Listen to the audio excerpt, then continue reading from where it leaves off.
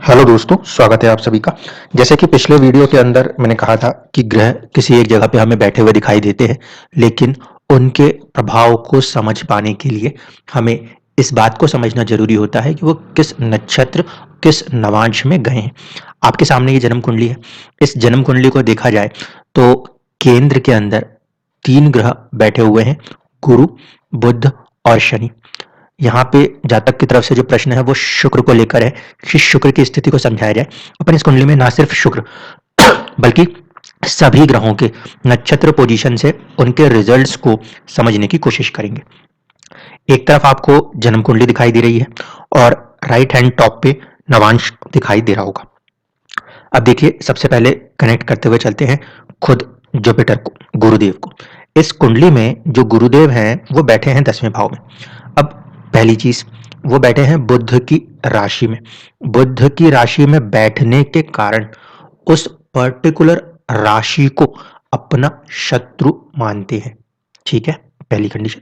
दूसरा कि गुरु जो खुद हैं वो बुध के साथ बैठे हुए हैं, तो वहां पर वो जो कॉम्बिनेशन बन रहा है मर्क्यूरी के साथ कनेक्ट होने का, उसकी वजह से चैलेंज किस रूप में दिखाई देगा? बुध को अपना कार्य करने में रोकते हुए नजर आएंगे।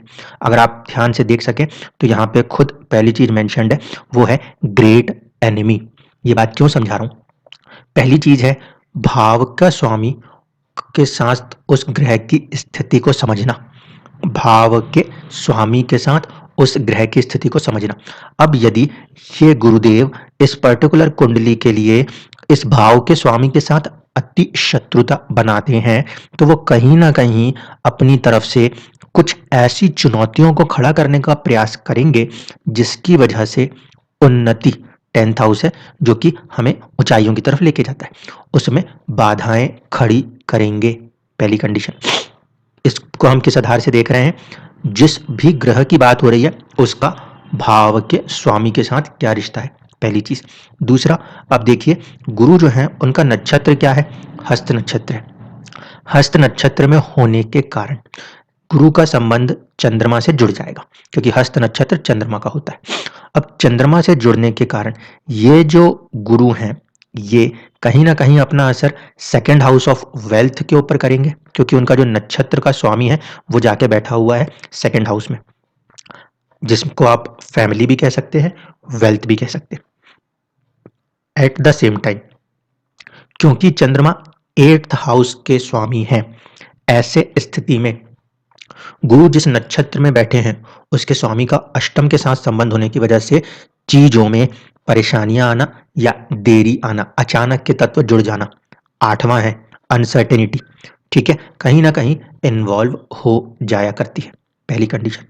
अब क्योंकि गुरु जिस ग्रह के नक्षत्र में बैठे हैं उसके नक्षत्र स्वामी की स्थिति भी कहीं ना कहीं असहज है।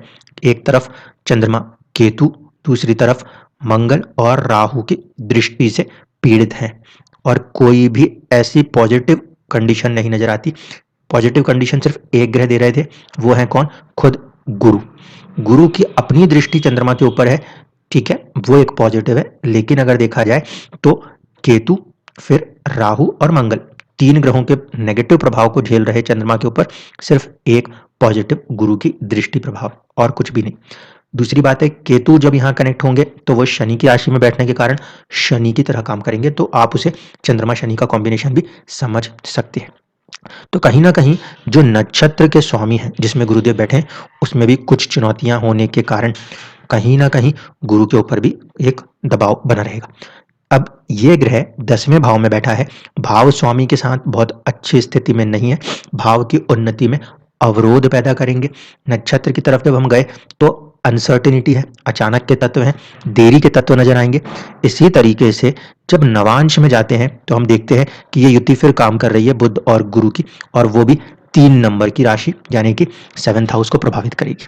तो कहीं ना कहीं ये इंडिकेट करने की कोशिश कर रही है कि या तो जातक की किसी साझेदारी वाली चीजों में जुड़ जाना, 7th हाउस, व्यापार की तरफ जुड़ जाना, ये कुछ ऐसी स्थितियों को क्रिएट करने की कोशिश गुरुदेव कर रहे हैं, और इस समय गुरु की ही दशा चल रही है, पहली चीज। अब दूसरा, सेम कॉम्बिनेशन आप बुध के साथ लगाएंगे। बुध उच्च राशिस्थ है, अपनी ही राशि में बैठे हैं, लेकिन फिर चंद्रमा के नक्षत्र में जो स्थिति चंद्रमा की बताई वो बुध पे भी लागू होगी। भाव को तो संभालने का प्रयास करेंगे, ये एक पॉजिटिव साइड है। इसकी वजह से हम यहाँ पे कह सकते थे कि बुध जो है उनकी अंतर्दशा अपने आप में कोशिश करती किस चीज के लिए, कहीं ना कहीं चीजों को बेहतर करने के लिए, लेकिन कितना बेहतर कर पाएंगे अब ये सवाल उठता है। तो यहाँ पे आप ध्यान से देखिए, इस बुध को शनि क्योंकि सेम उसी नक्षत्र में बैठे हैं उसका प्रभाव झेलना है। शनि इस पर्टिकुलर लगन कुंडली के लिए सेकंड और थर्ड लॉर्ड है, डिले का कारक ग्रह है। तो ये वाला जो प्रभाव है वो कहीं ना कहीं बुध को अपने साथ लेके चलना पड़ेगा, यानी कि साहस पराक्रम का फैक्टर यहाँ पे काफी ज्यादा दिखाने की स्थिति बुध अपनी अंतर्दशाओं के अंदर क्रिएट करते चलेंगे। पहली कंडीशन यहाँ पे आप अगर ध्यान से देखोगे तो अभी बुध के अंदर बुध का ही प्रभाव चल रहा है। आने वाले समय में ऐसा मुमकिन है कि कुछ ऐसे चीजें बने जिसकी वजह से स्टेटस के अंदर थोड़ा राइज होना मुमकिन बने। क्यों? क्योंकि बुध की अगर स्थिति देखी जाए तो बुध अपने ही घर में उच्च राशिस्थ होके बैठे हैं और नवांश के द्वारा वो लोगों से जुड़ने वाले 7th हाउस को या व्यापार के भाव से कनेक्ट होने की कोशिश करते हैं। तो ये दशाएं कुछ ऐसे फैक्टर फोर्स क्रिएट कर सकती हैं जो कि अगर अष्टम भाव को देखा जाए तो राजनीति होती है, लोगों के बीच में अपनी पहुंच होती है। दूसरी तरफ 7वां भाव व्यापार का होता है, उसके ऊपर प्रभाव करने की कोशिश कर सकता है। साझा रूप से ये दोनों ग्रहों की दशाएं विभाग के अंदर की चीजों को भी किसी न किसी रूप में प्रभावित करने की कोशिश कर सकते हैं, क्योंकि इन दोनों ही ग्रहों का जो संबंध है वो एंड रिजल्ट 7th हाउस की तरफ जाएगा। शनि को देख लीजिए, शनि जो है इसमें भी चंद्रमा का ही फैक्टर आने वाला है। शनि इस पर्टिकुलर 10th हाउस में बैठकर अपने रिजल्ट्स को जब देंगे तो इनका जो रिजल्ट्स है वो व्यक्ति के सर्विस 6th हाउस, लड़ाई झगड़े, ठीक है, सर्विस, नौकरी, बीमारियां, इनके ऊपर प्रभाव कर रहा होगा। तो कहीं ना कहीं यहाँ पे 10वें घर में बैठे हुए जो शनिदेव हैं इसका प्रभाव किसी न किसी रूप में ऐसा माना जा सकता है कि आपके छठे भाव से। अब इसको दोनों तरफ से रीड कर सकते हैं। पहली कंडीशन ये हो सकती है कि आपका कोई लड़ाई झगड़े जैसी परिस्थिति बनी हो, नवांश से वो एनर्जी एक्टिवेट हुई हो और उसका असर आपके स्टेटस के ऊपर पड़ता हो, या ऐसी कोई परिस्थिति जीवन में बन रही है जिसकी वजह से आपको किसी लड़ाई झगड़े सर्विस की तरफ एंटर होना पड़ रहा हो। ठीक है, तो ये जो फॉर्मेशन है यहाँ पे इस शनि का बैठना 10th लॉर्ड, सॉरी 10th नहीं, सेकंड और थर्ड लॉर्ड के रूप में उसका 10th हाउस में बैठना तो फिर भी अच्छा था, लेकिन उसकी जो नवांश प्लेसमेंट है उसने उसको 6th हाउस में लाकर कहीं ना कहीं एक संघर्ष की स्थिति पैदा करने का काम किया। इसी तरीके से जब हम देखेंगे इस कुंडली में मंगल और राहु के लिए, तो मंगल और राहु अष्टम भाव में बैठे हैं और पुष्य नक्षत्र में बैठे हैं। पुष्य नक्षत्र के स्वामी होते हैं शनिदेव। तो कहीं ना कहीं मंगल और राहु एक तो अष्टम भाव में बैठे हैं, दूसरा उनके ऊपर शनि का प्रभाव माना जाएगा।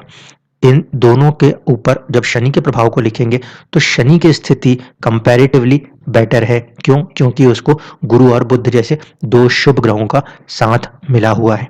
ठीक है, दूसरी चीज कि मंगल जो है वो आपको दिखाई देंगे अपने प्रभाव करते हुए, तो उसका प्रभाव कहाँ जाएगा? आपके गेन्स पे। 7 नंबर की राशि लिखी हुई है, आपकी अर्निंग्स के ऊपर जाएगा। ठीक है, तो अब देखिए कैसे समझना है। ये जो कि मंगल है, जो एक्चुअल में ऐसी राशि, ऐसी परिस्थिति में बैठे हैं जिसे नीच राशि अवस्था कहा जा सकता है। दूसरी तरफ चंद्रमा से दृष्ट होने के कारण नीच भंग वाली स्थिति बनेगी, लेकिन इस मंगल का जो प्रभाव रहने वाला है वो वेल्थ एंड करेज, सेकंड और थर्ड हाउस, ठीक है, कुटुंब और पराक्रम के साथ जुड़कर अपने रिजल्ट्स को आपके लाभ की तरफ किसी ना किसी रूप में प्रभावित करता हुआ नजर आएगा। यहाँ पे जो वेल्थ है, अर्निंग्स है, गेन्स है, उसके ऊपर एक इनडायरेक्ट प्रभाव इस मंगल का कहीं ना कहीं किसी ना किसी रूप में देखने को मिलेगा, क्योंकि लगन कुंडली के अंदर पहले वो नीच राशि और फिर नीच भंग की स्थिति में है। इस वजह से वो प्रभाव कुछ परेशानियां और दिक्कतें आय के साधनों में, संसाधनों में करते हुए नजर आएंगे। दूसरी तरफ से राहु को देखिए, तो राहु जो है वो 6 नंबर में जाके बैठ गए। अब ये 6 नंबर मतलब हमारा 10वां भाव, तो कहीं ना कहीं राहु अष्टम में बैठे हुए हैं, शनि के नक्षत्र को लेके बैठे हुए हैं और प्रभावित कर रहे हैं 10वें भाव को, जो कि कहीं किसी रूप में एक तरीके से या तो विदेश के फैक्टर को या तो राजनीति के फैक्टर को लेकर आ जाएंगे जीवन के अंदर, क्योंकि नवांश का फल राहु जो है वो दशम भाव की तरफ इंगित करने की कोशिश कर रहे हैं। ठीक है, इस चीज को समझिएगा। राहु अपने आप में राजनीति और विदेश जैसे फैक्टरों को, बड़ी मशीनरीज के फैक्टरों को लेके चलते हैं, और अष्टम में देरी के घर में बैठने के बावजूद, अचानक के तत्व को रखने के बावजूद, वेल्थ को इम्पैक्ट करने, साहस को इम्पैक्ट करने के साथ साथ अपने रिजल्ट्स कहीं ना कहीं 10th हाउस की तरफ खींचने की कोशिश कर रहे हैं। तो अचानक से स्टेटस में किसी तरीके का बदलाव राहु की किसी दशा, अंतरदशा, प्रत्यंतर दशा में उम्मीद की जा सकती है। इसके बाद सूर्य को देख लें तो सूर्य की स्थिति कैसी है। सूर्य जो बैठे हैं वो बैठे हैं पूर्व फागुनी, जो कि खुद शुक्र का नक्षत्र है। ऐसे स्थिति में सूर्य अपनी राशि के तो हैं, ठीक है, मूल त्रिकोण राशि के तो है, लेकिन उसका जो फल देने वाले ग्रह हैं, उसके नक्षत्र स्वामी वो शुक्र है। शुक्र के साथ जुड़ने के कारण ये जो किस्मत में बैठे हुए दिख रहे हैं सूर्य, इसका संबंध लाभ से तो है, साथ ही साथ संघर्ष से भी है, क्योंकि शुक्र की एक राशि जो है वो छठे घर में आती है और एक लाभ में आती है। तो कहीं ना कहीं आपको सूर्य भाग्य में बैठने के कारण सरकार, पिता, इन चीजों से मदद तो मिलेगी, भाग्य से साथ तो मिलेगा, लेकिन काफी संघर्षों के साथ मिलेगा, क्योंकि उसकी एनर्जी शुक्र से जुड़ रही है, जो कि छठे भाव के स्वामी बन रहे हैं। अब इसका रिजल्ट किस तरफ जाता है, सूर्य का इस भाग्य का रिजल्ट जब हम देखते हैं, वो खींच के लेके जा रहा है 8 नंबर की राशि की तरफ। 8 नंबर की राशि इस कुंडली में 12वें भाव में है, तो 12वें भाव की तरफ वो कहीं ना कहीं किस्मत खींच के लेके जाने की स्थिति बनाती है। किसी भी प्रकार के लड़ाई झगड़े की स्थिति, कुछ ऐसी स्थितियां जो स्वास्थ्य को प्रभावित करती हों, कुछ इस रूप से वो 12वें भाव जो भाव है उसको कनेक्ट करने की कोशिश करती हुई सी नजर आती है। यहाँ पे अगर इस चीज को देखा जाए तो कुछ ऐसा कहा जा सकता है कि भाग्य जो है वो नवमांश के अंदर ऐसा प्रभाव दिखाता है कि दूर हटके, आप जिस भी बेल्ट में आपका जन्म हुआ है वहां से कल्चरल बेल्ट को छोड़ के कहीं और जाके या तो उन्नति पाते हुए नजर आएंगे, या कुछ संघर्ष हैं जो बेवजह के खर्चों को, तकलीफों को, परेशानियों को खींचने की कोशिश करेगा सूर्य भाग्य भाव में बैठकर। इसी तरीके से शुक्र को देख लीजिए। शुक्र जो है वो चित्र नक्षत्र में बैठे हैं और शुक्र अपनी राशि के हैं। अब लाभ भाव का स्वामी लाभ भाव में बैठा है, ये तो स्थिति अच्छी थी, लेकिन चित्र नक्षत्र में बैठने के कारण उसका संबंध मंगल से बना। मंगल का थोड़ा नीच राशिस्थ होकर फंस जाना कुछ चुनौतियां देगा, कुछ चुनौतियां देगा। दूसरी बात है, इस शुक्र का एक प्रभाव पॉजिटिव है जो पंचम से है, यानी कि शुक्र अपने प्रभाव से कहीं ना कहीं आपको पंचम की ओर, जो कि काइंड ऑफ एंटरटेनमेंट है, पूर्व पुण्य है और एक शुभ भाव है, उससे जुड़ने की कोशिश कर रहा है, वो प्लस पॉइंट है। साथ ही साथ वो 12th से जुड़ने की कोशिश कर रहा है। 12th से शुक्र का इस तरीके से कनेक्ट होना जीवन के अंदर भोग को बढ़ाने की कोशिश कर सकता है, क्योंकि नक्षत्र लेवल के ऊपर ये जो कि आपके इनकम के सोर्स पॉइंट ऑफ व्यू से देखा जाए, वीनस वो अपनी राशि मूल त्रिकोण में तो है, नक्षत्र के माध्यम से वो जुड़े भी अच्छे, एक भाव पंचम भाव से है, लेकिन दूसरा भाव 12वें को कनेक्ट करता है, और खुद यहाँ पे मंगल का थोड़ा सा नीच राशिस्थ प्रभाव हासिल करने की वजह से शुक्र को अपने अर्निंग्स में, अपने लाभ, अपने नेटवर्किंग में चुनौती का सामना करना पड़ जाएगा। वैवाहिक जीवन के लिए जब हम शुक्र को देखते हैं तो इस बात को ध्यान रखिएगा कि शुक्र कहीं ना कहीं इस पर्टिकुलर कुंडली के अंदर इस तरीके से माना जाएगा जैसे कि वो पीड़ित या प्रभावित हो रहा है। क्यों हो रहा है इसको समझिए। देखिए, नवांश की कुंडली में मंगल जो है वो 7 नंबर की राशि में दिखाई दे रहे हैं, यानी कि ये जो मंगल हैं ये कहीं ना कहीं शुक्र से वाया नवमांश कनेक्टेड है।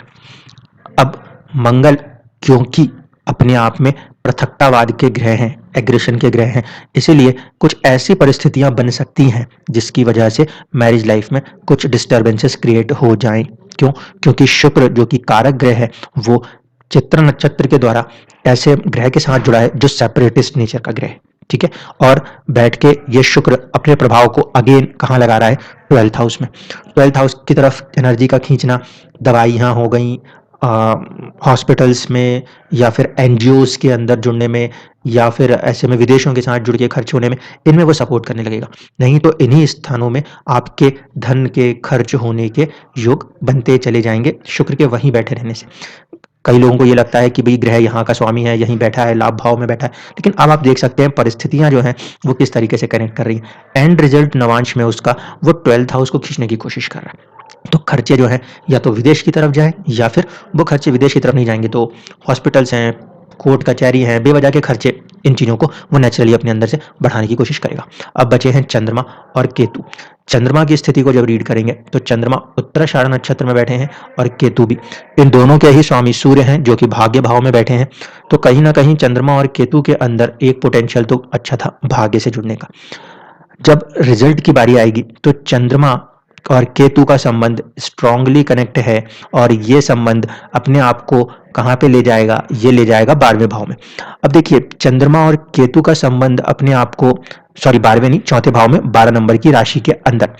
तो जब केतु और चंद्रमा का साझा रूप से प्रभाव आपके इस पर्टिकुलर 4th हाउस को इम्पैक्ट करेगा, ऐसे स्थिति में चंद्रमा के लिए तो कोई प्रॉब्लम नहीं थी, क्योंकि चंद्रमा अपने आप को चौथे भाव से जोड़ भी लेते तो वो उनके लिए एक सुख भाव था।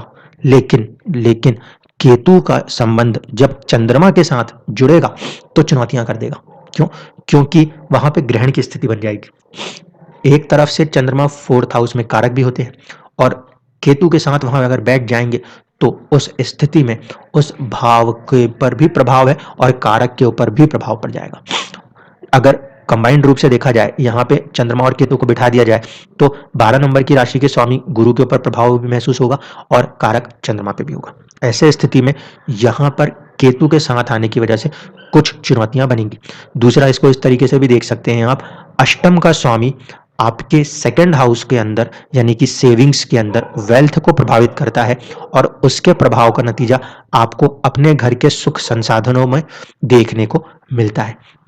इस हिसाब से अगर आप समझेंगे तो चंद्रमा क्योंकि इस पर्टिकुलर नक्षत्र में बैठे हुए हैं तो भाग्य से कुछ ऐसी परिस्थितियां बनेंगी जो कि अनसर्टेनिटीज को लेकर आएंगी घर के अंदर, वेल्थ के अंदर, सेविंग्स के अंदर, और उनका जो नतीजा होगा वो पारिवारिक, कहीं ना कहीं 4th हाउस जो कि परिवार को दर्शाता है, उसके ऊपर प्रभावित करता हुआ सा नजर आता है।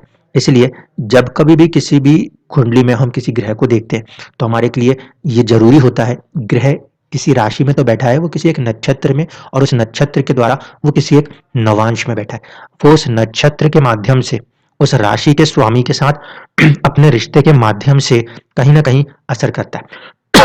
देखिए सूर्य और शुक्र अपनी ही राशि के थे तो वहां पे उनके भाव स्वामी का कोई देखने की बात नहीं थी, लेकिन जब मैं चंद्रमा के ऊपर, जब मैं मंगल के ऊपर प्रभाव लगाऊंगा तो चीजें बदल जाएंगी।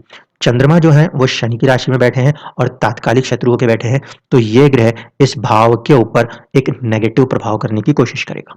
इसी तरीके से अगर आप समझ सकोगे तो आपको समझ में आएगा कि मंगल जो है वो चंद्रमा की राशि में तो बैठे हुए हैं, लेकिन एक तो उनकी स्थिति नीच राशि स्थिति है, और दूसरी बात है कि चंद्रमा से इस समय तात्कालिक अवस्था में शत्रु भाव है, तो उसका कोई ना कोई प्रभाव अष्टम के ऊपर भी देखने को मिलेगा।